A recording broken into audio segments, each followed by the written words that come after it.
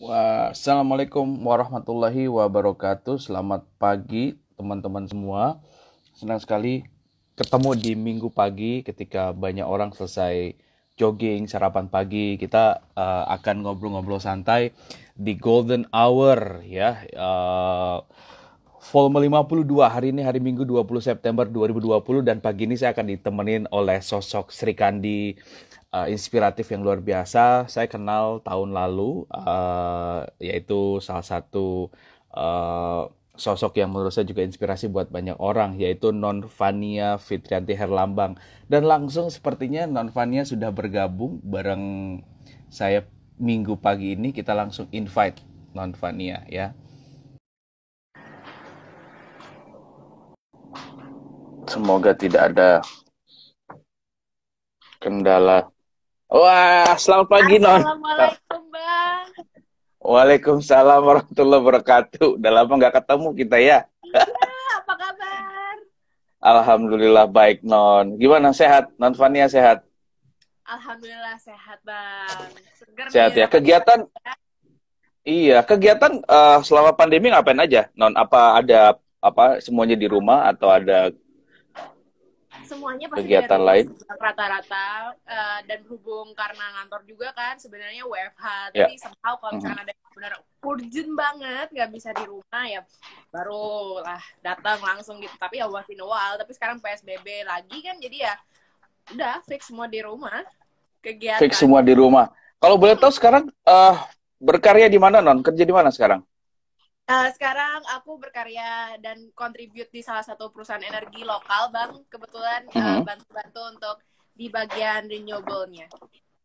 Oke, nah Non, kita sebelum mulai ngobrol-ngobrol nih, Ayah ada kebiasaan untuk memperkenalkan narasumber gitu ya. Ini kita ngobrol santai hari Minggu. Teman-teman, pagi ini saya ngobrol dengan Non Vania Herlambang, itu Putri Indonesia Lingkungan 2018, yang juga kemarin Abang baru lihat ya, selamat bertugas sebagai Duta Sustainable Development Goals Indonesia.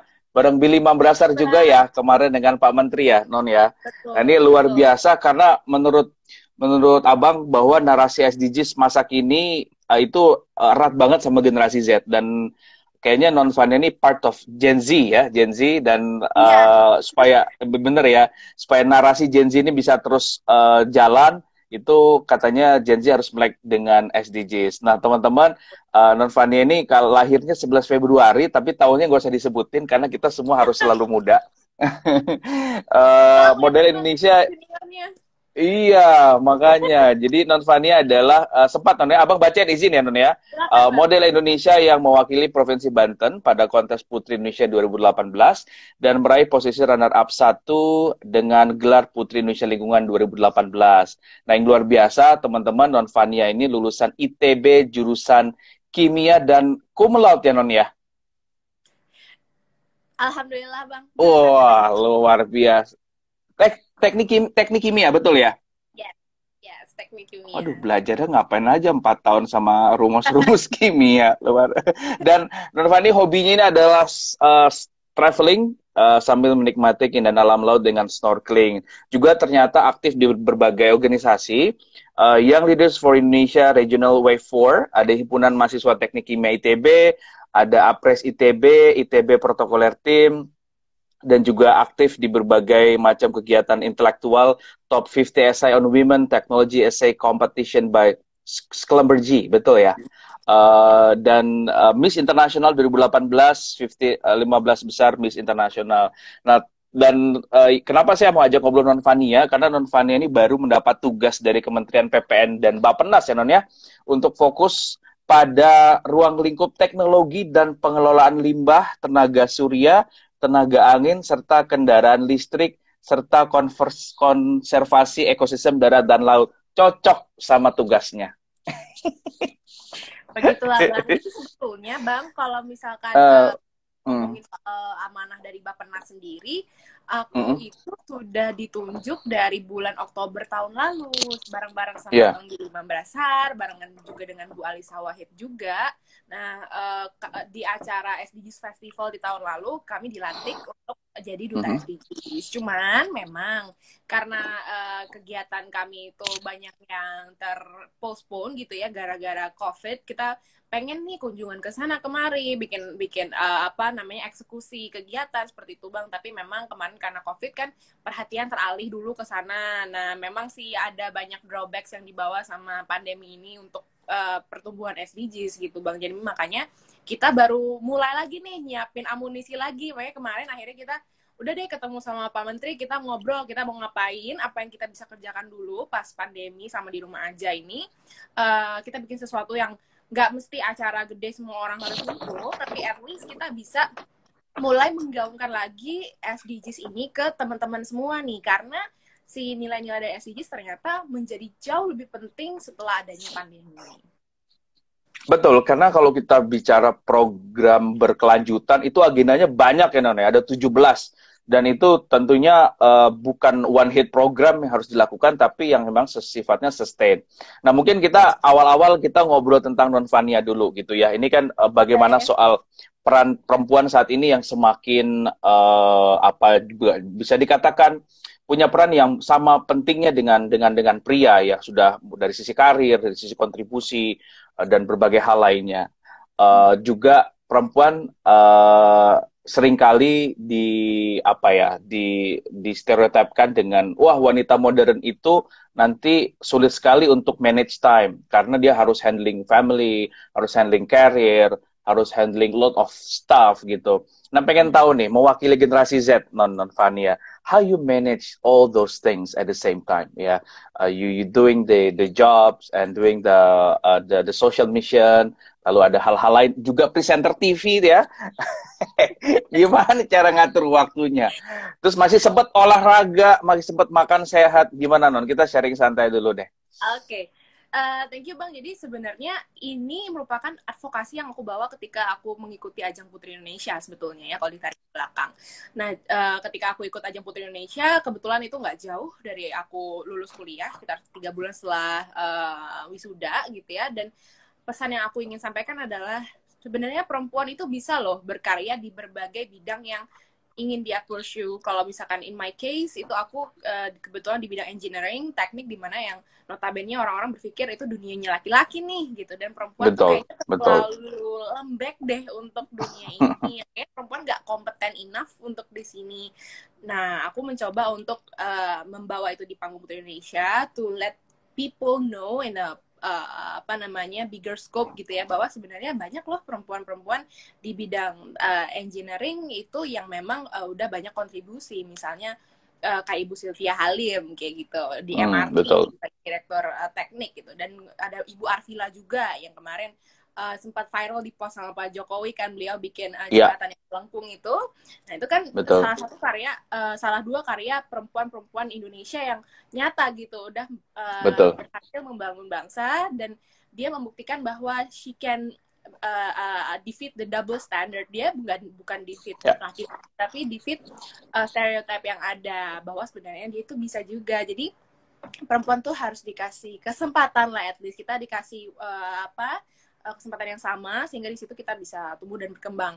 Menurutku nih Bang, kalau misalkan dilihat dari segi SDGs gitu ya, kita tarik sedikit. Nah, kan kalau misalkan SDGs ini dia tuh terintegrasi gitu ya. Sebenarnya ada 3 pilar yang ingin dibawa di SDGs ini. Adalah ini, sosial, dan lingkungan. Dan kalau ngomongin soal sosial, di situ pasti ada gender equality, di situ ada kesetaraan kesempatan untuk perempuan. Kemudian di situ ada ekonomi juga. Nah, kalau ketika perempuan punya kesempatan yang sama untuk contribute, pasti di situ dia juga membantu untuk memutar roda perekonomian negara kan Bang ya. Kalau misalkan laki aja yang contribute, Indonesia tuh rasanya kayak lumpuh sebelah gitu. Kayaknya kan sama-sama gitu ya, sebelum kita hand in hand gitu, bareng-bareng. Hand in hand, true. Ketika laki-laki dan perempuan jalan bareng-bareng, Indonesia tuh bisa maju ke depannya juga lebih sustain dan cepat juga. Menurut aku sih seperti itu. Betul. Nah, ini juga tentunya teman-teman pengen tahu nih, Non, when you have a very good achievement in academic, misalkan at that time you got cum laude gitu dari ITB pula, jurusan kimia pula, juga waktu itu ikut pageant ya, Putri Indonesia dan sebagainya. uh, apa sih values yang dipegang sehingga itu bisa selesai semua gitu. Ya mungkin apa nilai yang dipegang tuh apa dan dari mana? Baca buku kah? Atau memang punya mentor atau orang tua? Silakan. Kalau kebetulan aku itu orangnya semacam suka mengakses diri sendiri gitu Bang, kayak aku Self lihat evaluation. ya aku lihat apa kelebihan dan kekurangan aku, apa aku tahu sisi kekurangan aku nggak bisa belajar yang namanya H-1 baru belajar gitu, karena aku tahu kalau aku belajar H-1 pasti kayaknya jelek. Aku pasti keteteran Oke. semuanya. Jadi nggak Aku bisa SKS ya? nggak Sistem bisa. kebut semalam nggak bisa? Oh, oke. Wah, langsung burn out gitu. Terus makanya di situ aku menghindari yang namanya procrastinating, di mana-mana aku cicil at least Nice. step progress every day gitu ya. Sejak misalkan tugas turun sampai deadline itu aku cicil. Meskipun progress dikit, yang penting ada gitu, satu. Dan yang kedua, aku mendekatkan diri sama teman-teman juga yang aku tahu kapasitasnya lebih dari aku. Karena kan aku nggak bohong, ternyata ada teman-teman di luar sana yang secara kapasitas mereka mungkin nggak usah belajar banyak tapi tiba-tiba udah pinter banget gitu kan Bang. Jadi aku Betul.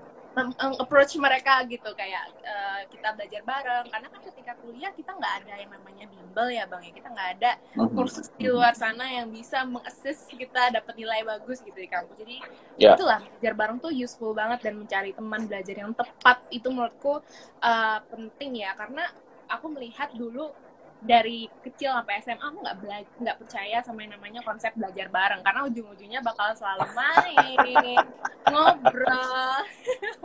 Makanya ketika kuliah I'm very blessed, kayak ketemu orang-orang yang sevisi gitu ya. Ketika belajar kita belajar, tapi ketika kita udah selesai ujian nih, kita punya free time ya kita main gitu. Jadi ya kita cukup balance di situ, dan penting juga menjaga sanity ya Bang. Dan aku that's true, that's important. Dan lucunya mahasiswa ini katanya ada 3 lingkaran setan gitu Bang. Ada 3 No, apa aja itu? Apa itu?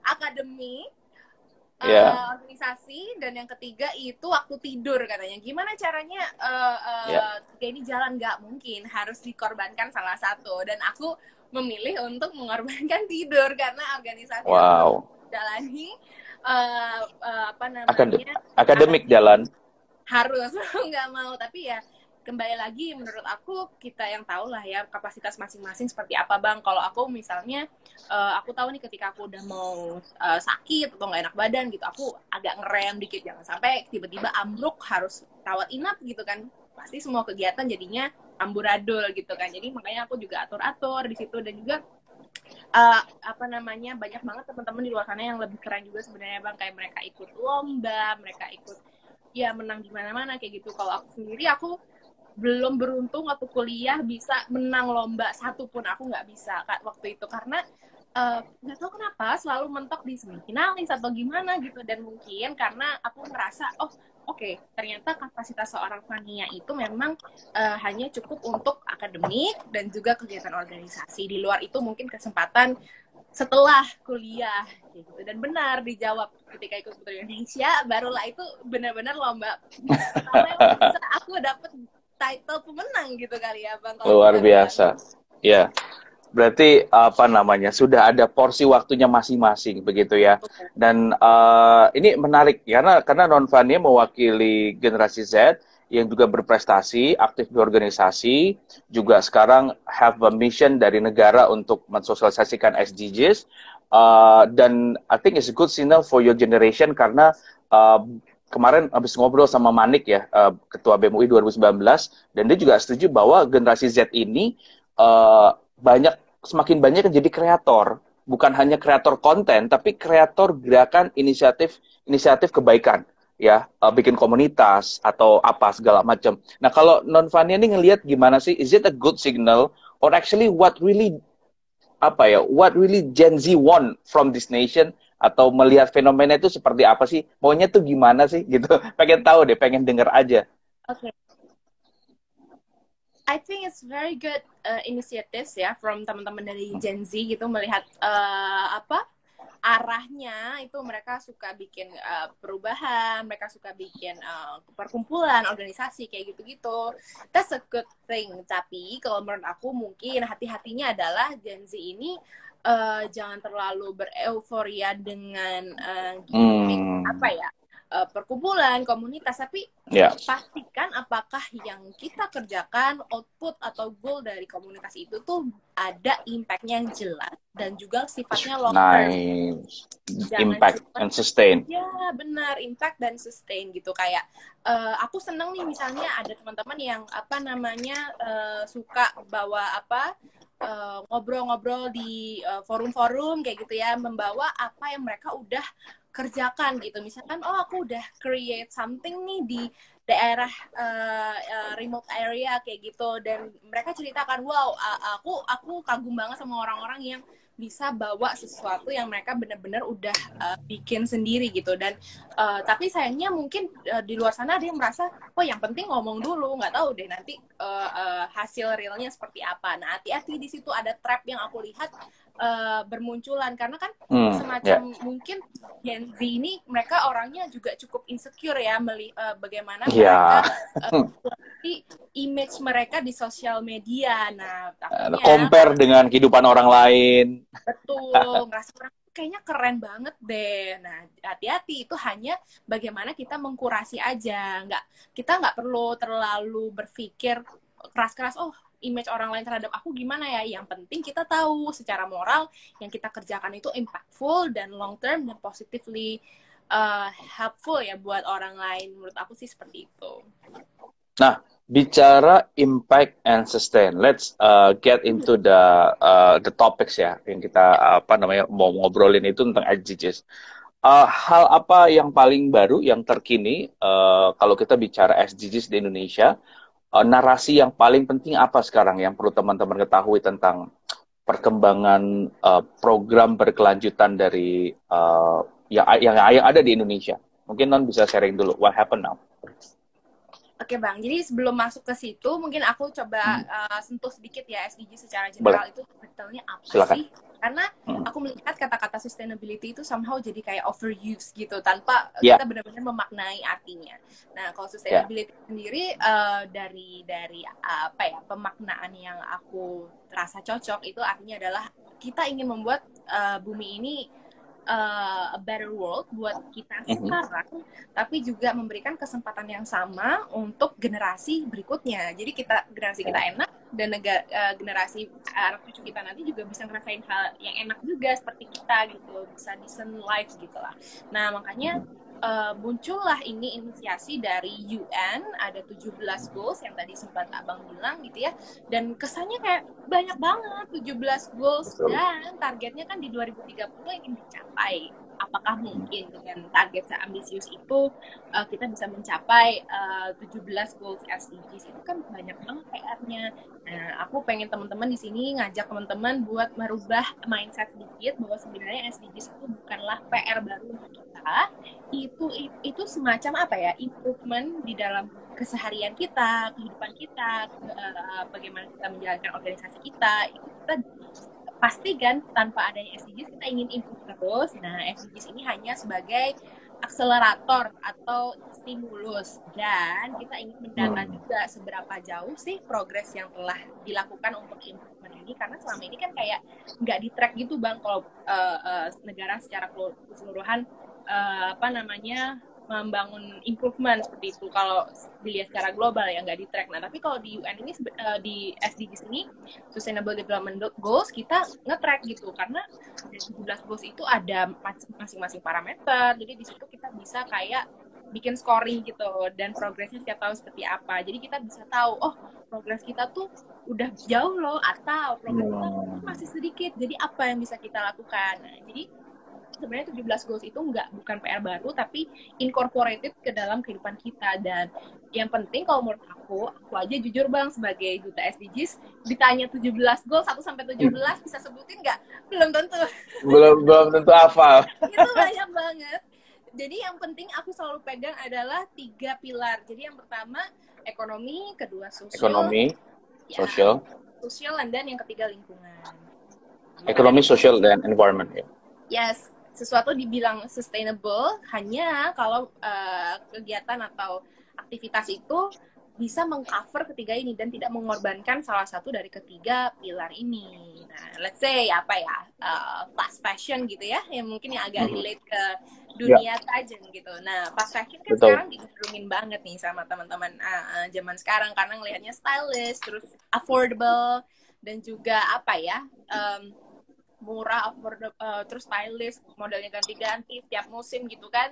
Tapi at the same time teman-teman, berarti kalian hanya melihat faktor ekonomi doang. Nah, kita kan nggak tahu tuh di belakangnya seperti apa. Ternyata dunia fast fashion itu mereka banyak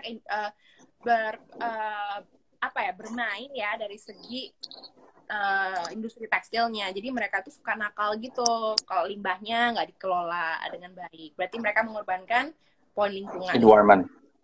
Yes. Nah, yang kedua tenaga kerja mereka tidak dibayar dengan decent gitu, dan jadinya kan muncul gap sosial yang lebih besar lagi. Si miskin semakin miskin, si kaya semakin kaya gitu kan. Jadi makanya aku selalu kasih contoh yang gampang banget ke teman-teman bahwa ya udah kita ngelihatnya case by case aja. Apakah case itu ada yang dikorbankan dari ketiga pilar itu. Nah, kalau misalkan ngelihat dari fast fashion kan kita udah tahu nih, oh ternyata dia bagusnya dari sisi ekonomi doang nih karena murah gitu ya, dan bagus kualitasnya, tapi di belakangnya ada yang dikorbankan teman-teman dari segi lingkungan dan juga sosial. Jadi kita benar-benar nggak terlalu harus mikirin 17 goals itu satu-satunya apa aja, yang penting kita cukup nambah wawasan terus setiap harinya sehingga kita bisa mengakses lebih baik akan setiap kegiatan kita atau misalkan keputusan kita apakah benar-benar sudah mempertimbangkan ketiga pilar tersebut, Bang. Menurut aku kayak gitu. Nah,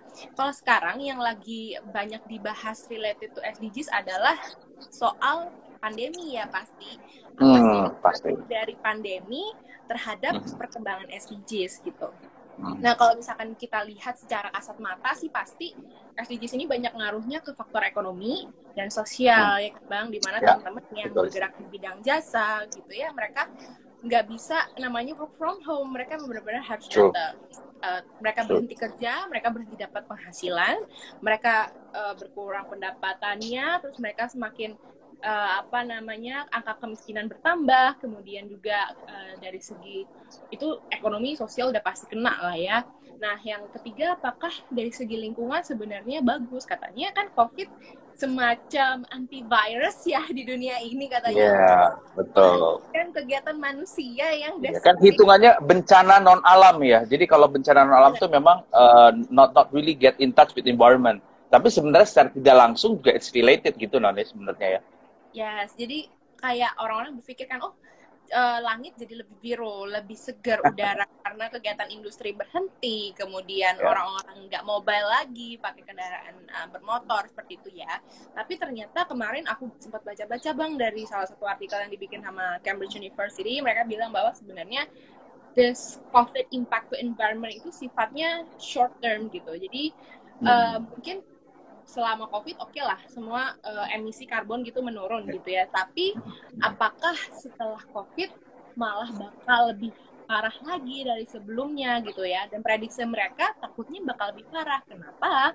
Karena kalau kita lihat nih Bang, sekarang kemarin nih PSBB transisi ya Bang, banyak kan orang mulai berkegiatan nih, masuk kantor 50% kayak gitu-gitu, dan ada beberapa kantor ataupun dari inisiatif masing-masing orangnya menghindari menggunakan kendaraan umum karena takut tertular kan di kendaraan umum itu, makanya mereka menggunakan kendaraan pribadi. Dan ternyata load-nya di jalanan, aku lihat kemarin kalau Bang Tovan ngeh gitu ya, kayak di jalan kok kayak sempat macet, terus kayaknya betul. Iya kan Bang, macet lagi, terus polusi kayaknya nambah lagi. Jadi kebayang aja gitu Bang, ketika orang-orang mementingkan kebersihan mereka, kesehatan mereka, terus mereka as a trade-off mereka menggunakan kendaraan pribadi. Bayangkan yang dulunya orang-orang banyak menggunakan KRL, Transjakarta, kayak gitu-gitu ya, MRT. Terus tiba-tiba jumlah segitu banyak orang konversi ke kendaraan pribadi semua. Wow, gimana ceritanya gitu kan. Makanya ini menjadi concern penting pemerintah untuk, dan kita juga sebagai individu untuk memikirkan gimana nih transformnya ke depannya untuk incorporate SDGs lebih baik lagi sehingga beres COVID bukannya semakin parah nanti untuk lingkungan, tapi semakin baik gitu. Ya, karena banyak orang sekarang tuh bertanya-tanya actually what happened after pandemic ya. Banyak dari aspek sosial, lalu dari aspek environment, ekonomi, semuanya tuh kayak kepo aja. Ini kita kan sekarang kan lagi ada kayak di dalam terowongan gelap. But what happens at the end of the tunnel gitu ya? Ya, Apakah semakin baik atau justru getting worse? Nah itu masih masih bertanya-tanya begitu. Nah kalau ngomongin soal tadi 17 poin gitu ya, dan itu katanya dimonitor setiap saat. Nah betul. kalau kondisi hari ini gitu misalkan dari 17 subsektor mungkin abang bisa apa ada contekan ya, mulai dari Boleh. no poverty, zero hunger, good health and well-being, quality education, gender equality, clean water and sanitation, Ya. affordable and clean energy dan sebagainya. Itu Indonesia paling kuat di mana dan paling besar PR-nya yang harus diangkat tuh di mana, no? Mulai dari yang top 3 atas, top 3 bawah lah gitu. Kira-kira Oke. aja. Jadi kemarin itu kalau dari si risetnya Cambridge kemarin, mereka ngeluarin Mhm, artikel itu kan, mereka mhm. bilang Indonesia itu rankingnya 101 dari 160 sekian negara gitu Bang Oh, untuk masih kurang baik loh sebenarnya. negara. Mhm. Nah, meskipun kelihatannya kurang baik dari segi ranking gitu ya, belum setengah ke atas gitu, tapi ternyata Betul. dari segi indeks itu cukup baik ya. Jadi kayak kemarin indeks Hmm. 6,5 gitu dari out of 10 gitu kalau kalau nggak salah. Jadi sebenarnya kita itu kayak bersaing tipis-tipis sama negara lain gitu, makanya bisa ada di rank satu-satu itu. Dan untuk yang paling menonjol pertumbuhannya kemarin tuh yang aku lihat number 4 itu yang pendidikan, Ya, kemudian ya pendidikan. quality education, kemudian Ya, di bidang lingkungan ya yang seingat aku climate change sama climate change, konservasi. yes. Nah, life below Mhm, water sama life on land itu mhm. skornya yang paling baik ya kemarin aku lihat. Nah Paling kalau baik, betul. misalkan yang paling buruk sebenarnya nggak ada yang paling buruk sih, kayak semuanya mereka Masih menyimbolkannya struggling lah gitu. Oh. iya masih struggling kayak stagnan kayak gitu-gitu. Nah jadi ya paling kalau update-nya yang sekarang kondisinya seperti itu tuh per bulan Juli atau Juni kemarin gitu. Mhm, Diri. mhm. Mm-mm. Oh, oke. Nah, misalkan kayak sustainable cities and communities. Nah, kalau boleh tahu penekanan dari sustainable cities and communities itu lebih kemana sih, Non? Yang Apakah pastinya komunitas, NGO, atau pergerakan-pergerakan aktivis? Ke situ masuknya nggak?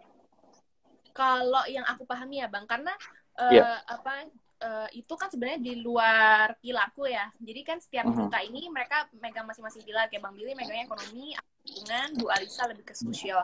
Nah, kalau pemahaman aku akan sustainable cities and communities itu dia lebih kayak pertama kayak tata kota gitu, mulai dari Oke. apa namanya mungkin daerah terpadu, kemudian dari sektor transportasi seperti itu Bang, transportasi umum ya tentu saja, kemudian infrastrukturnya seperti apa, dan juga communities itu salah satunya mungkin bukan directly ngomongin community kayak NGO, tapi lebih kayak apa ya, lebih kayak communities perkantoran atau misalnya perumahan kayak gitu-gitu. Jadi lebih ke arah kalau aku lihat itu gambar misalnya kayak tata kota seperti itu Bang kalau yang Tata sustainable. kota. How they balance with professional and apa ya? Mungkin kita sekarang lagi narasi berkebun tuh lagi naik. Orang tuh udah pakai solar panel, ya kan? Solar panel.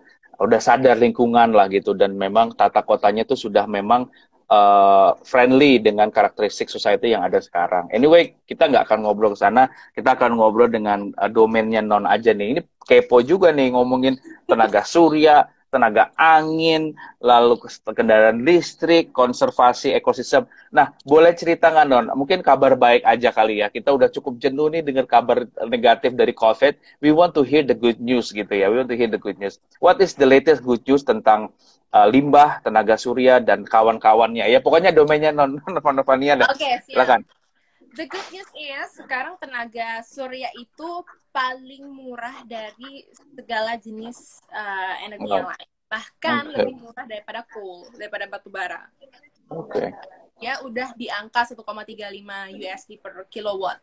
Jadi lebih murah daripada batu bara yang kalau nggak salah harus 1,5 USD per kilowatt gitu ya. Jadi slightly sih, cuman itu tadi teman-teman di renewables itu selalu berpikir dan berinovasi gimana caranya membuat harga listrik yang dihasilkan energi terbarukan tuh lebih murah daripada listrik yang dihasilkan tenaga fosil.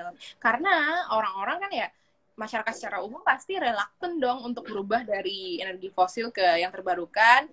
kalau Ya. hanya dengan alasan mengurangi emisi karbon gitu ya, terus dengan lebih mahal lagi. Siapa sih yang mau, ya nggak sih teman-teman? Aku yakin banget Ya. ya udah ya aku sendiri Ya. nggak usah gitu, orang lain aja dulu gitu. Tapi selalu berpikir gimana caranya gitu. Kayak kemarin kan dulu Ya. pemerintah kan konversi minyak tanah ke tabung gas 3 kilo juga kan harus mensubsidi si tabung gas 3 kilonya ini, gimana caranya biar lebih affordable dan menarik gitu untuk masyarakat. Nah, alhamdulillah Walaupun awalnya ada resistensi ya, tapi akhirnya kan ada penerimaan di situ. nah, that's it. Aku percaya banget yang namanya culture transformation itu takes time banget kan. Dan Nice. itu salah satu culture transformation. Kayak dulu orang-orang udah pakai minyak tanah dari zaman nenek moyang gitu ya. Tiba-tiba kudu berubah ke tabung gas 3 kilo. Gimana ceritanya? Nah, sama juga seperti sekarang. Kita udah terlalu terbiasa dengan menggunakan fossil fuel dan dari grid PLN yang mostly didominasi sama pembangkit listrik batu bara kayak gitu. Jadi untuk konversi masang solar panel yang di awal harganya waduh, jangankan yang ini apa namanya, sebenarnya sekarang harganya udah murah banget ya. Misalkan kayak rumahnya 3.300 watt gitu ya, rumahnya yang standar gitu, itu bisa kena sekitar kalau nggak salah between 30 sampai 40 juta gitu untuk pemasangan Iya, si betul. solar panelnya. Dan itu tanpa, setahu aku tanpa baterai ya Bang, tanpa baterai itu segitu. Nah, kalau misalkan menariknya kita melihat si solar panel ini, kenapa kita bisa bilang murah kayak 1,35 USD per kilowatt gitu. Murah dari mana? Di awal kan mahal. Ternyata kita melihatnya di stretch sedikit dari segi timeline gitu. Kalau kita mungkin ngelihatnya 1, 2, sampai 5 tahun belum terlalu menarik tuh dari segi finance gitu. Betul. Tapi kalau dari Long term baru akan kelihatan ya. 20 sampai 25 tahun. Nah, itu baru kelihatan banget tuh Bang. Kita ada saving karena kan kita tahu kalau misalkan listrik PLN itu setiap tahun gradually dia bakal naik. Nah, kita bakal terhindar dari kenaikan harga listrik PLN. Salah satunya seperti itu. Kemudian kalau kita invest di awal kan ya kesananya kan kita udah nggak perlu bayar-bayar lagi gitu kan. Sekali bayar di awal kita udah bisa panen energi kita sendiri. Jadi dilihatnya secara long term, namanya juga kan sustainability kan, sesuatu yang berkelanjutan. Kalau berkelanjutan ngomongnya 20-25 tahun. So, that's a mindset yang perlu kita tanamkan kalau ngomongin soal renewable energy. Mereka itu harus dilihatnya secara long term. Karena kalau dilihatnya short term itu memang nggak terlalu menarik. Nah, gitu teman-teman. Ya, karena narasinya juga nggak mungkin lagi one hit program aja. Kayak misalkan contoh nih, saya tadinya tidak tahu, tidak terlalu peduli dan tidak concern sama solar panel dan sebagainya. Tapi sahabat baik abang ada salah satu dia baru melakukan yang namanya cultural transformation di rumahnya, mulai dari dia bongkar semua garasi jadi kebun, lalu dia panen air hujan, lalu dia bikin yang namanya belanja solar panel dengan yang tadi value yang disampaikan sekitar 50 sampai 60 juta, tapi dia ngejelasin ke aku bahwa ini nanti akan ini begini hitungannya. Jadi menurut gua ini walaupun di depannya besar, tapi cara jangka panjang kita akan nikmatin banyak hal. Nah, dari situ orang yang ku kenal deket aja udah mulai aware gitu, udah mulai sadar dan akhirnya udah mulai mikir-mikir gitu ya. Kayaknya bagus juga kalau begini, kalau begini, kalau begini. Sehingga menurut asumsi, iya makanya jadi kan yang tadinya kasarnya nggak peduli, nggak tahu, akhirnya jadi asik juga ya gitu. Kan ke depan mungkin kalau bicara ekonomi kita akan semakin struggling segala macam. Jadi people think more efficient by using the renewable energy. Nah, makanya menurutku perlu lebih masif sih Non sebenarnya narasi tentang adaptasi kehidupan baru, bukan hanya secara umum tapi secara spesifik. Kayak misalkan nanti lo kalau nikah, rumah lo tuh harus ada kebun, harus ada gini, kayak gitu-gitu sebenarnya supaya begini. Nah itu sebenarnya kita berharap nih dari Non Vania sebagai duta SDGs harus terus membombardir kita dengan tsunami of information tentang SDGs Non. Karena generasi Non ini kan hanya akan tergerak kalau ada di level rasa ya, afeksi kayak keren ya, bener nggak sih? Nah, jadi pertanyaanku adalah, what is your mission supaya teman-teman Gen Z ini benar-benar tergerak, nggak hanya di level kognitif ya, tapi akhirnya dia feel and then akhirnya ke affect yang memang dia mau melakukan sesuatu. What is your mission? Pertanyaannya kayak pertanyaan lagi tesis ya. Nggak, make it santai. Make it santai. Kalau aku sih missionnya ya Bang, aku tuh percaya ya segala sesuatu yang bisa kena di hati adalah sesuatu yang real gitu, yang nyata dan bisa bisa dilihat. Mungkin contohnya ke hati, tapi harus bisa dilihat gitu. Kayak misalnya, makanya kenapa sekarang aku memutuskan untuk berkarir dan berkarya di bidang renewable dengan menggunakan background aku as engineer juga, kebetulan role aku di situ project engineer seperti itu Bang. Jadi aku tuh pengen terjun langsung gitu, ngelihat sebenarnya apa sih yang terjadi gitu. Banyak hal yang aku pertanyakan, kayak misalkan di Indonesia ini negara khatulistiwa, kita sepanjang tahun mendapatkan matahari ketimbang teman-teman yang di China, yang 4 musim, atau yang di Eropa. Tapi kok ya solar panel, solar PV-nya tuh udah sangat-sangat advance gitu. Apa yang terjadi sih? Logikanya kan harusnya kita yang duluan, ya nggak sih, dari segi resource. Betul. Tapi kenapa kita kok stagnan? Banyak pertanyaan seperti itu Bang yang aku rasakan. Akhirnya ya udah aku cemplungin aja diri aku langsung ke sana dan aku melihat.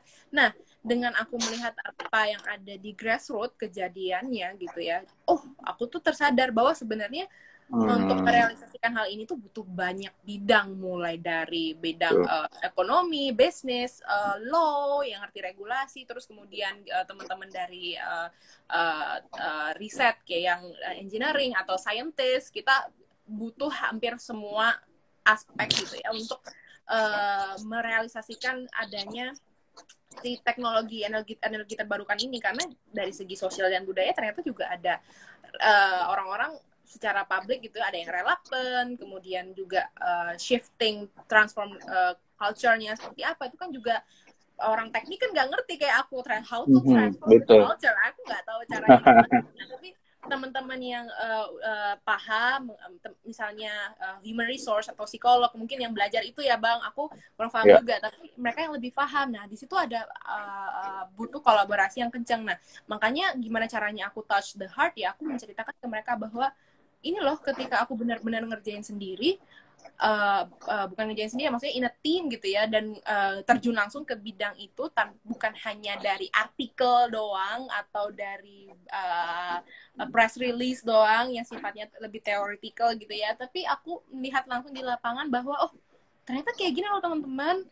Kalau kalian ngerasa hal yang sama kayak aku, concern yang sama kayak aku, please do your action. Makanya dari situ aku ngajak mereka sentuh hatinya, terus call to actionnya seperti apa. Jadi kadang-kadang aku kalau misalkan sebagai generasi Z ya, dan teman-temanku juga yang seumuran gitu ya Bang, mereka merasa kayak kalau tuh orang ngomonginnya teoritis doang gitu ya, dari hasil baca buku atau artikel, ya nggak menarik, itu mah semua orang juga bisa gitu kan.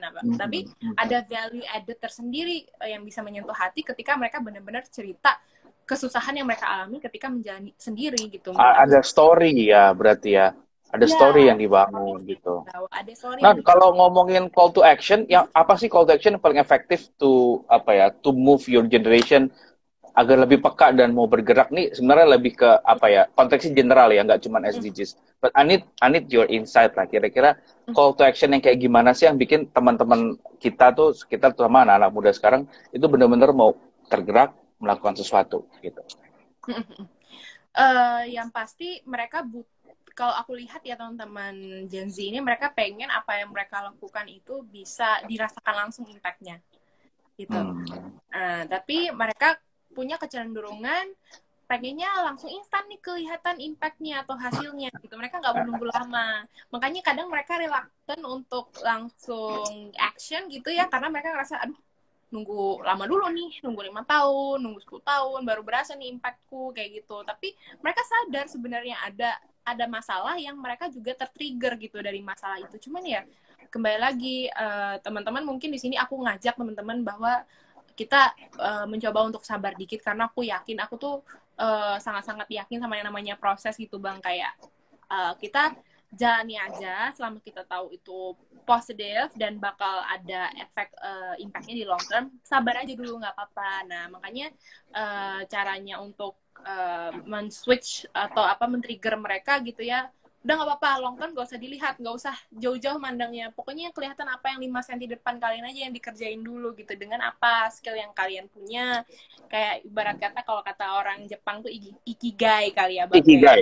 Ikigai. Iya, tahu skill kalian apa, passion kalian apa, dan passion kalian tuh bisa menafkahi kalian juga. Jadi apa, kerjanya nggak setengah-setengah kayak gitu, full hearted gitu. Jadi ya kalau menurut aku sih, find your ikigai ya buat teman-teman Gen Z. Jadi bisa call to actionnya tuh nggak setengah-setengah gitu.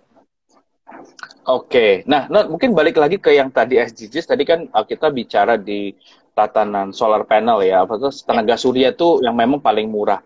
Lalu apalagi Nan? What happens? What is the what another good news yang bisa di-sharing selain tadi solar panel, apa solar energy? Selain solar energy ya, oke.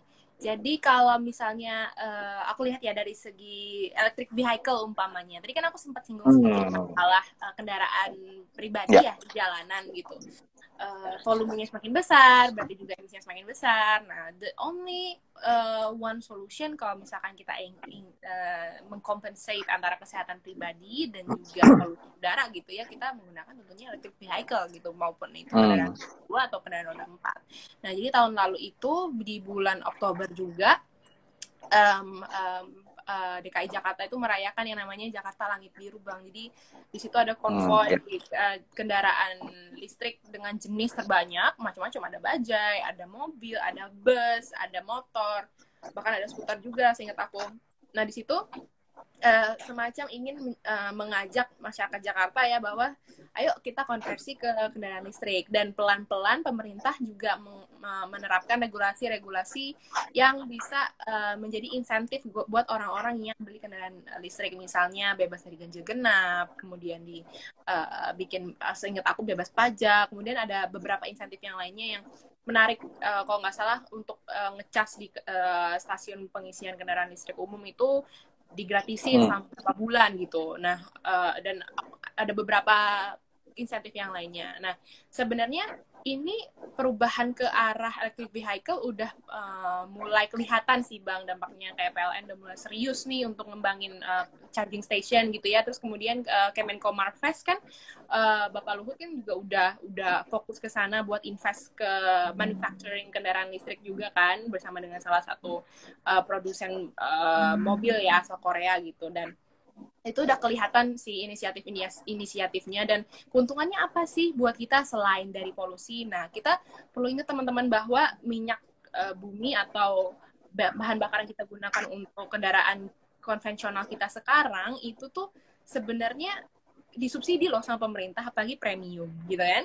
Udah mati, terus kita juga impor dari negara orang, kita bukan punya sendiri. Nah, aku sempat baca suatu quote bahwa tandanya Indonesia berada di dalam kondisi perang dan kita nggak bisa jual beli ekspor impor gitu ya barang. Nah, ketersediaan bahan bakar kita tuh cuma ada buat seminggu Bang. Jadi kayak dari segi ketahanan energi itu kita fragile banget sebenarnya, sangat vulnerable banget sebenarnya, karena ketika kita nggak bisa impor lagi, ya udah kita terlalu tergantung sama impor bahan bakar, dan itu pun disubsidi teman-teman. Jadi pemerintah dikit-dikit aku melihat ya arahnya itu subsidi-subsidi yang dilakukan untuk minyak bumi yang diimpor kemudian disubsidi itu sedikit-sedikit dialihkan ke subsidi untuk pengembangan ekosistem kendaraan listrik, kayak misalkan pemasangan charging station. Kemudian mungkin melihatnya kayak harga mobil listrik kok mahal banget ya gitu ya, seharga 600 juta aja baru dapat city car-nya gitu ibaratnya. Nah, di situ pemerintah juga main tuh, mereka coba gimana caranya menurunkan misalkan pajaknya, disubsidi juga. Jadi insentif-insentif serupa itu dipindahkan sebenarnya. Jadi ada potensi nggak kita bisa bikin mobil listrik sendiri, Non? Kalau menurut Non gimana? Ada potensi nggak? Sebenarnya Indonesia tuh udah punya loh Bang, putra petir yang dulu pernah menciptakan mobil listrik. Kalau Bang Taufan pernah ingat nama Ricky Elson, yang di Jawa yang Mas Ricky Elson. Iya. Apa kabar tuh Mas Ricky? Udah nggak kedengeran. Aku masih menjadi penggemar rahasianya Mas Ricky Elson. Wow. Tapi belum ketemu langsung, aku pengen banget sih kayak ke tempatnya Mas Riki di Jawa Barat ya. Beliau kan Betul. suka banget tuh untuk anak-anak KP belajar. Nah aku tuh pengen Hmm. kayak semacam summer camp gitu mungkin di tempatnya Mas Riki belajar sama beliau. Nah tapi kan waktu itu sempat stagnan ya. Jadi ya Betul. sebenarnya tuh udah ada banget. Bahkan waktu itu kan yang dibikin sama Mas Riki itu kan mobilnya yang ini mobil mewah gitu Bang, yang setara sama mirip-mirip modelnya model Tesla gitu. Betul. Bukan Oke, sih. jadi sebenarnya secara potensi, kapasitas kita sudah ada, tapi ini menyoal apa? Waktu ya. Kita tunggu generasinya non Fania menguasai bangsa ini, baru insya Allah kita bisa mencapai Amin. quantum leap ke depan. Non, sekarang ini 15 menit terakhir kita mau Ya, ngobrol-ngobrol tentang non Fania lah. Kita mungkin narasi SDGs kita tutup dulu. Nah, mungkin teman-teman yang dengerin juga pengen kenal non Fania dari aspek yang lain. Nah, Bang pengen tanya, siapa mentornya, Non? Siapa mentor dan role model? Pengen tahu aja. aduh mentor Oh, banyak banget Bang. Mentor mah setiap fase kehidupan kayaknya ada mentor ya, dan masing-masing apa dari segi misalkan cara berkomunikasi, aku punya mentor sendiri. Dari cara apa namanya dari segi karir aku punya mentor sendiri. Salah tapi yang satunya paling impactful ke kehidupan gitu, yang kena sampai hati kayak, oh, I really admire this person lah gitu. Sehingga oke, merubah salah kehidupan satunya gue gitu. Ada. yang Bang Taufan kenal kali ya, Ah, iya, siapa tuh? Mbak Maya. Oh, Mpok Mbak Maya. Maya. Wah, wah, itu singa betina itu. Ya, memang beliau luar biasa ya. Kenapa itu? Kenapa beliau salah satu mentor yang berkesan? Jadi waktu itu aku cerita sedikit flashback ya. Waktu Boleh, ikut boleh. pas udah kepilih jadi Putri Indonesia Lingkungan, terus kan mau dikirim ke ajang internasional, namanya Miss Internasional kan di Jepang itu. Dari situ ada preparation yang aku harus siapkan, misalkan dari segi public speaking, kemudian personal branding kayak gitu-gitu. Nah, terus aku di refer sama teman-temanku yang kebetulan abnon juga, yang katanya pernah dimentorin sama Mbak Maya juga. Terus aku dikenalin kayak gitu. Di situ aku mulailah tuh ngobrol-ngobrol, terus kemudian latihan mentoring, latihan Q&A gitu-gitu. Meskipun sebenarnya di ajang Miss Internasional tuh ternyata nggak ada Bang yang namanya Q&A ataupun interview, Nggak tuh kayak nggak Apnon. ada. Nggak kayak Apnon ya. Iya, nggak kayak gitu, susahan abnon kayaknya. Susan Apnon. Susahan abnon. Iya serius Bang, jadi kayak tapi waktu itu lebih kepake banget untuk ke arah personal Hmm. branding ya, kayak imageku di sosial media harus seperti apa dulu. Pas aku road to Miss International itu, di sananya juga communicate-nya, membawa dirinya seperti apa. Dan aku secara karir ya, kayak aku selepas Putri Indonesia banyak banget dapat advice dari Mbak Maya juga. Salah satunya yang menurut aku pas banget ya untuk generasi Z, dan ini cukup menohok buat aku sendiri, kayak itu jangan hobi-hobi banget jadi kutu loncat gitu. Sebenarnya itu benar banget Bang, karena nggak hanya merugikan untuk perusahaan ya, ternyata merugikan untuk diri sendiri. Kayak kalau misalkan di dunia project atau engineering gitu ya, kita yang namanya dibilang khatam gitu, satu project itu kan harus ngikutin dari projectnya baru dimulai sampai proyeknya udah selesai, atau misalkan pabriknya udah berdiri, terus sistemnya udah jalan kayak gitu, kita baru dibilang menyelesaikan satu cycle project. Dan biasanya satu cycle project itu 6 bulan paling cepet, setahun bagus itu udah 6 bulan. Normalnya sih 3-4 tahun ya Bang. Jadi kalau misalkan kita belum ada menyelesaikan satu project udah keluar, kita nggak bawa apa-apa sebenarnya. Kita mau bilang ke perusahaan lain, kita apa legacy-mu di perusahaan yang sebelumnya? Nggak tahu, belum ada gitu kan, karena emang belum selesai satu project. Jadi Iya. secara experience kita juga belum fully kompeten ya. Jadi menurut aku itu pesan yang penting banget untuk dicamkan sama generasi Z. Nah, benar. Makanya mungkin gini, bukan instan kali ya, tapi cepat yang mau diinginkan dari generasi Z. Tapi ujung-ujungnya yang mereka harapkan adalah proses yang instan. Nah, kayak misalkan mereka menganggap, misalkan perjalanan karir, bikin startup, bikin karya, itu kayak bikin mie goreng, 3 menit jadi gitu. Nggak mungkin. Nggak mungkin seperti itu kan, ada proses yang dilalui, ada pengorbanan, ada waktu dan lain-lain. Nah tapi ini mungkin industri, bagaimana perusahaan pemerintah saat ini mengimbangi karakteristik generasi ini dengan menghadirkan sistem yang memang mempercepat semuanya. Jadi bukan instan tapi cepat gitu. Nah ini kan antara instan sama cepat dua hal yang berbeda. Beda. Nah sehingga sekarang kayak generasi nol tuh nangkap momentum cepat, eksekusi karya cepat because of the character of the technology begitu ya. Jadi antara instan dan cepat itu berbeda. Nah Non ini dua tiga pertanyaan terakhir di 9 menit Ya, terakhir. Seberapa optimis Indonesia maju Non Fania dengan seberapa kondisi optimis sekarang? Karena aku gini, Non kan akan bergaul dengan putri dari berbagai negara. And how they see Indonesia from their perspective and how optimistic you are as a apa ya ambassador gitu. Kan lagi kayak pertanyaan Abang Non nih jadinya gue. izinkan saya menjawab dah. Oh iya, kata beneran serius. Silakan Non, Jadi beneran tuh pengen tahu aja kepo ya, ya. aku 1000% yakin Bang sebenarnya Indonesia bakal maju. Ini Hmm. bukan jawaban klise ya, tapi ada Ya.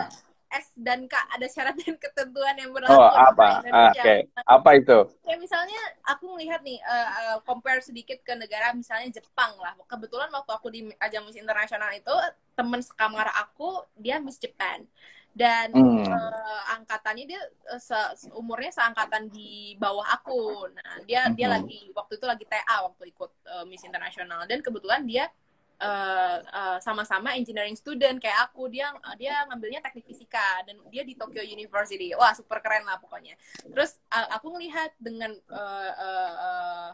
betapa high profile-nya negara ini gitu ya, negara Jepang gitu. Sebenarnya anak-anak mudanya itu pada kemana sih pengennya, aku tanya kan. Katanya anak-anak mudanya Jepang itu udah pada bosan ke dunia manufaktur. Nah, mereka tuh lebih ke Oh. arah startup, terus manajemen consulting, mirip-mirip sebenarnya trennya sama Indonesia tuh mirip-mirip banget. Padahal kan sebenarnya Jepang tuh kuat banget ya dari segi manufaktur, coba. Kayak Betul. misalkan Betul. produk-produk hasil manufaktur mereka aja kita pakai semua kan di Indonesia. Makanya banyak banget bermunculan job fair Jepang di Indonesia gitu kan. Makanya banyak banget lulusan-lulusan Indonesia yang dicomot, ditarik ke Jepang. Dan selain itu isunya mereka juga defisit ini ya, usia produktif ya Usia ke depannya. produktif. Betul. Usia produktifnya defisit. Makanya mereka udah ketar-ketir nih, makanya udah melihat potensi dari negara-negara lain mana yang bisa diajak jadi ekspat di sana gitu. Sebenarnya karena itu, dan aku baru sadar, wah gitu ya. Jadi sebenarnya kita punya sesuatu yang nggak dipunyain Jepang, yaitu resource. Kita tuh jelas punya resource yang jauh lebih banyak. Cuman gimana cara menyeimbangi antara jumlah resource yang membludak ya, atau bonus demografi lah istilahnya di usia produktif yang besar banget nanti di tahun 2030, gimana cara mengimbangi dengan perkembangan sumber lapangan kerja yang ada kayak gitu. Dan juga dari Indonesia ini dengan adanya resource ini kita harus sedikit mengubah mindset dari yang menjual bahan mentah menjadi menjual bahan jadi gitu Bang. Karena kan kita Ya. terlena ya dengan Betul. sesuatu yang instan, menjual apa yang kita punya, resource-nya langsung dijual, tapi kita lupa Dan membeli barang jadi. betul, kita beli lagi dari mereka Kebalik. barang jadi. Padahal negara misalkan yang ngolah mana, misalkan China atau misalkan Jepang, kalau ngomongin resource mereka nggak ada apa-apa sama kita. Mereka kalau kita tahan aja ekspornya gitu ya, mereka udah lemes Iya, langsung gitu kan ibaratnya. benar kayak misalkan jaket-jaket yang ada di fast fashion yang saat ini tuh semua bahan bakunya dari Indonesia. Iya, Bahkan bola-bola yang dipakai di Piala Dunia itu dari tanah Jawa Barat semua. Jadi if we talk about resource, I believe that Indonesia is a heaven of the earth, ya nggak? Ya nggak sih? iya, Surga dunia itu sebenarnya ada di Indonesia. Dan kita semakin yakin gitu. Anyway, nih Non, ada dua pertanyaan terakhir yang Abang tanya ke semua teman-teman yang ngobrol di sini. Dua pertanyaan terakhir. Yang pertama adalah kita bicara imajinasi. Kalau disuruh ngayal, gitu, Non ngeliat Indonesia tuh big picture-nya tuh akan menjadi negara seperti apa dan maunya seperti apa, gitu. Karena if you talk about the big dreams, Amerika punya American dreams, China they have their own dream, melihat negaranya tuh akan seperti apa dan bentuknya kayak gimana. Nah ini sebagai perwakilan generasi Z, apa yang ada di pikiran Non tentang Indonesia di ke depan? dari aku pribadi ya, harapan aku Indonesia Ya. menjadi nggak hanya menjadi negara yang user. Kita jangan sampai cuma menggunakan apa yang negara maju buat. Misalnya kita pakai ya oke lah HP itu necessary ya, terus kemudian apa, kendaraan bermotor. Lihat Jepang, mereka bikin kendaraan bermotor, mobil, tapi realisasinya di negara mereka sendiri, kalau teman-teman punya kesempatan ke Jepang, mana ada coba, jarang banget yang pakai kendaraan pribadi, mereka rata-rata pakai kendaraan. Meanwhile di sini menjadi public transportation mereka besar-besaran. Belum tentu apa yang negara lain desain itu sesuai dengan kebutuhan negara kita. Kita harus paham bahwa negara kita itu negara kepulauan gitu ya, dan budayanya beda-beda banget. Gak bisa orang-orang di negara sana, Jepang atau Eropa atau negara Asia yang lainnya atau Korea gitu yang melihat melihat itu, karena mereka kan ya nggak punya keberagaman yang sebesar kita, resource-nya pun nggak sebesar kita juga, dari segi geografis mereka juga berbeda, jadi belum tentu apa yang mereka desain itu tuh sesuai sebenarnya dengan kebutuhan kita. Makanya sekarang kan orang bilang, ya Indonesia udah merdeka sih, tapi ya sebenarnya kita tanpa sadar masih dijajah loh. Ya dijajah itu betul. Karena apa yang mereka ciptakan kita pakai, jadi kita cenderung ikut aja. Nah kita sebagai generasi Z yang kedepannya akan memimpin negara, menurut aku mesti paham betul nih bahwa kita harus mengubah mindset itu. Cobalah kita mendorong riset dan inovasi, investasi lebih ke R&D, kemudian ya mass production juga Bang. Kayak kita sekarang kan a little bit insight ya about solar panel. Jadi sekarang kan di Indonesia pemerintah ada regulasi yang namanya komponen dalam negeri gitu ya Bang. Jadi di situ sengaja dilakukan pemerintah untuk men-secure industri solar panel di dalam negeri gitu, biar enggak orang-orang belinya yang langsung dari China misalkan, yang paling murah gitu dan paling bagus gitu. Enggak, pemerintah mencoba untuk memprotek industri dalam negeri seperti itu. Tapi at the same time kita harus sadar bahwa industri dalam negeri itu belum terlalu kuat loh. Apa sih kelemahannya? Mereka tuh mahal banget harganya. Karena apa? Kita masih lemah dari segi manufaktur dan mass production. Nah, kalau di Cina, mass productionnya udah luar biasa. Mereka bikin pabrik gede gitu kan. Jadi makanya harga per piecesnya tuh jauh lebih murah ketimbang di Indonesia. Nah, di situ makanya perlu continuous research and development, kemudian juga mass production yang disokong sama tentunya SDM kedepannya yang bakal mengisi itu. Nah, makanya harusnya nih kalau ngelihat momentumnya, kebutuhan SDM-nya tuh bakal gede kan. Nah, makanya juga seharusnya kita bisa selamat nih dari badai booming productive ages gitu ya, si bonus demografi ini harusnya kita selamat. Ada asalnya itu. Jadi kayak telur sama ayam kali ya Bang, mana dulu ya telur. Iya, betul. Nah, yang dua-duanya jalan bareng gitu kan. Iya, betul. Nah, ini Non kayaknya harus jadi menteri. Kalau nggak jadi menteri sayang sekali ya. Kita ya insya Allah akan terus bersaudara dan berkawan ke depan ya. Amin, amin. Nah, Non, ini 1 menit terakhir sebelum udah otomatis mati langsung dari Instagram. Pesan terbaik untuk generasi adik-adik dan generasi senior, langsung aja. 1 menit. Buat generasi golden message-nya apa? Ya, buat generasi yang senior barangkali apa ya? Kalau aku melihatnya sebenarnya milenial ini bukan barang aneh ya, bukan sesuatu yang harus kayak jadinya sesuatu harus dibikin event yang milenial atau apa yang milenial. Kita sebetulnya tipsnya satu sih menghadapi milenial ini, kita butuh tantangan terus-menerus. Kayak misalkan kita cepet bosen soalnya ketika kita udah merasa nggak ada tantangan nih, nggak ada learning curve lagi, kemungkinan besar bakal cabut. Nah, mereka nggak sekonyong-konyong mikirin kayak gaji gede, cepet naik, itu nggak juga kok. Selama kita dikasih challenge dan kepercayaan yang bertanggung jawab, itu pasti kita bakal seneng dan kita bakal ngerasa kayak, oh oke, aku dipercaya di organisasi ini sehingga aku bisa berkembang dan ke depannya. Nah, buat teman-teman yang Gen Z, ingat, apa yang ada di sosial media sebenarnya itu sudah terkurasi, jadi kalian nggak perlu peduli bikin gimmick-gimmick atau segala macam, nggak penting. Yang penting tuh real action kalian, apa yang kalian merasa butuh ditolong dan kalian punya kapasitasnya di situ, lakukan gitu. Nah, nanti ketika kalian udah selesai bikin itu, nah kalian cerita buat teman-teman yang lain, jadi teman-teman yang lain juga ngerasa membuat hal yang sama. Nah, untuk sustainable development goal sendiri, pokoknya nggak perlu ngafalin 17 goals, yang penting 3 itu tadi, ekonomi, sosial, dan lingkungan. Gimana caranya kita bisa mengakses tuh ketiganya? Nah, sering-seringlah bertanya sama teman-teman, ngobrol, membaca, kayak gitu-gitu. Jadi luar biasa. Tajam tuh kita mengakses tentang ketiga pilar itu. Luar biasa, ini 1 jam minggu pagi isinya daging, semua ya. Ini apa Wagyu, kalau kita itu Wagyu super isinya pembicaraan kita. Non, Aduh. thank you so much karena tinggal 30 detik habis ini Abang telepon to say thank you dan lain-lain. Sukses terus, kita keep in touch dan apa yang dilakukan sama Non berdampak ke depannya. Salam untuk teman-teman kebaikan di misi SDGs. So thank you so much. Thank you Bang Tetap jaga Topan. protokol kesehatan ya. Sehat-sehat ya Non ya. Ya, Bye. sehat-sehat. Assalamualaikum. Waalaikumsalam. Dadah teman-teman. Terima kasih teman-teman. Sebentar. Ini gimana? Oke.